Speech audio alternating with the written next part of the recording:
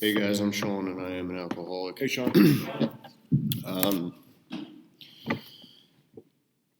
I when I was asked to speak, when someone asks you and you're unsure and you're kind of on the fence and you're like, that happened to me, and luckily I had my sponsor next to me, and he says, never do we turn down an opportunity, to share the message, and I'm grateful to be here, and so thanks for having me. Um,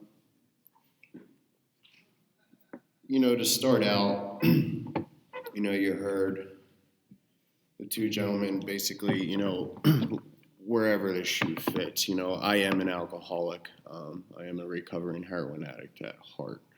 And the thing that always took me out 100% of the time was alcohol. I can always admit that I was an addict, but the alcohol I had the biggest problem with. And the thing is every time I went out and drank, I would black out. I was a blackout drinker. Didn't know how I got home. Would always get sick. Numerous DUIs, but I had the hardest time accepting that. And so I tried everything. A little bit about my background for the five of you that don't know, I'm originally from Philadelphia, and what brought me out here was I had enough, and I was shot in the back of the head, and I talk about this because I'm grateful for it. It's what got me out here. It's what got me into the things. I tried everything back east. I tried numerous treatment centers.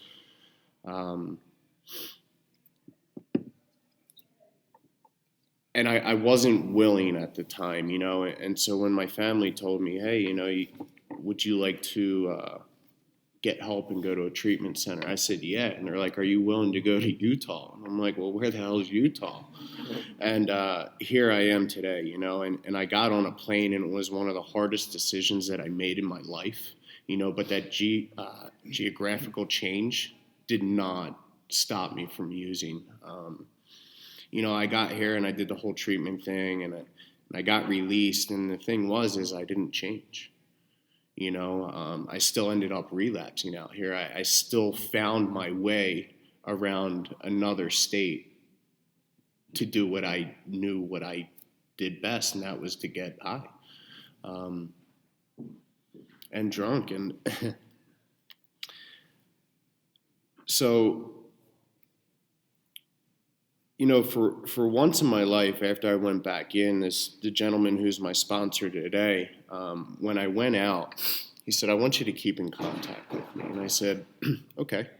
And so I would call him about every other day, just to check in with him and just to be like, hey, because he was always in my corner for me. And I could never understand why.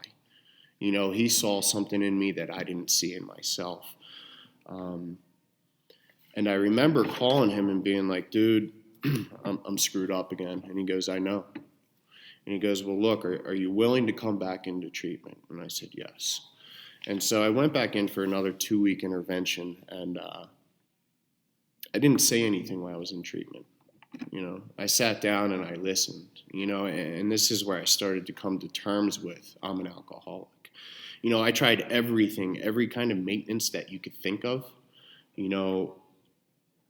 The only thing I never accepted or never tried was not to drink. Because I wasn't an alcoholic. My father was the alcoholic. I was the drug addict. So there's a difference there. You know what I mean? And so I remember going to a sober living and smoking a cigarette on the step. And one of my friends go, something's different about you. And I said, yeah, I don't know what it is. I had nothing. I had no more excuses. I didn't know what to say. All my excuses ran out. Like I was humble for the first time. And that was a big part of change for me. I don't do this thing perfect. And by that, what I mean is, my morals and values were so twisted when I came into this program. I didn't know what was right. I didn't know what it was to be a man. I did not know what it was to be honest, respectful. The list goes on. And slowly and surely, those things started coming to me. I started to change. And that's what this is about. It's about change. For me, it is.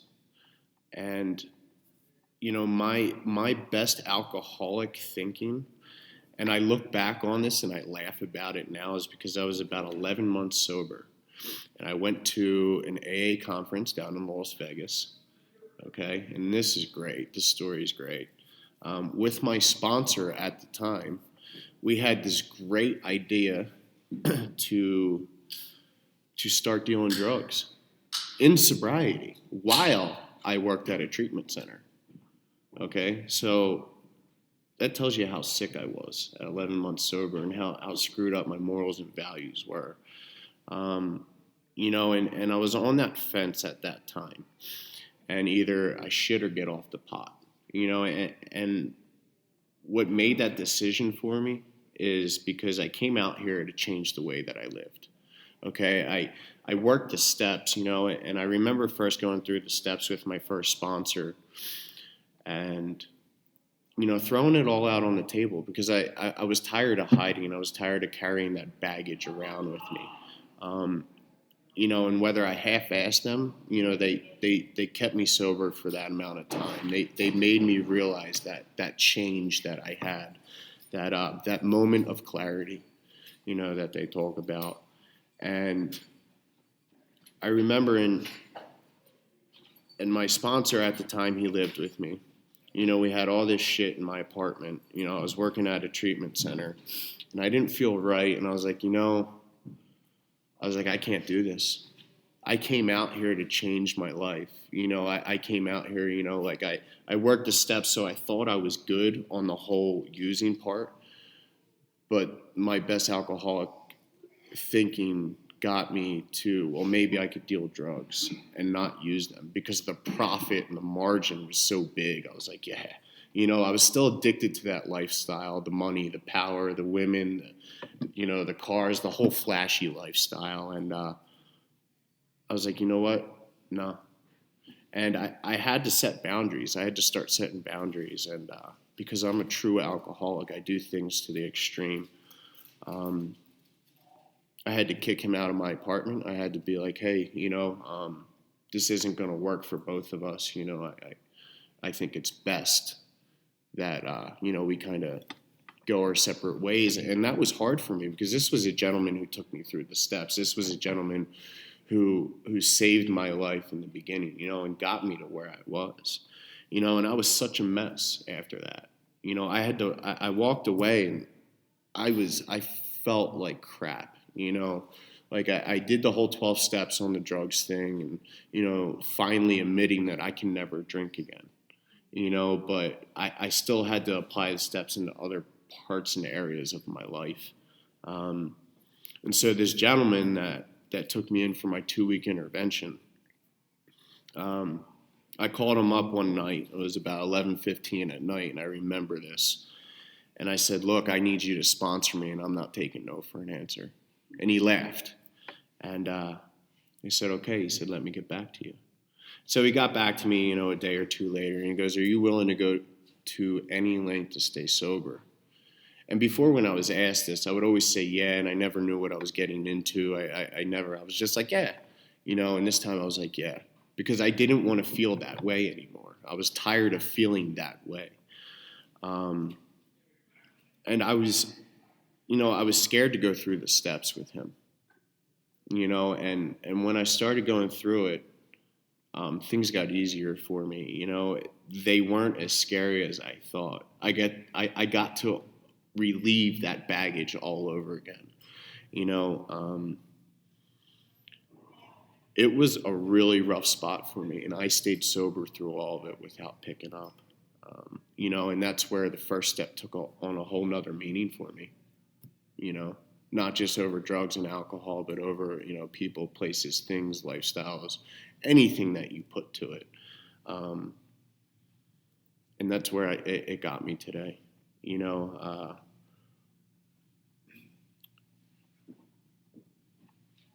sobriety been has been huge for me. It's been fun. You know, I've been in service. You know, I didn't know. I went through all these experiences to find out that I was an alcoholic, and that's part of my story. You know, I tried all these things by myself to control, to try to make it work my way, just to find out that I am an alcoholic. You know, I love I love this program because it gave me a new life. The person who I was, you know, when I was back east, and this is funny. Um, all the types of masks that I wore, you know, when I was locked up, when I was running the streets. I used to wear one of them. What are they called? Wear them over your head. Do-rag? Yes, I used to wear a do-rag. You know what I mean? Because I was that thug from Philly. You know what I mean? When I came here, I still didn't know who I was. And today, you know, I know who I am. One, I'm an alcoholic. Two, my name is Sean.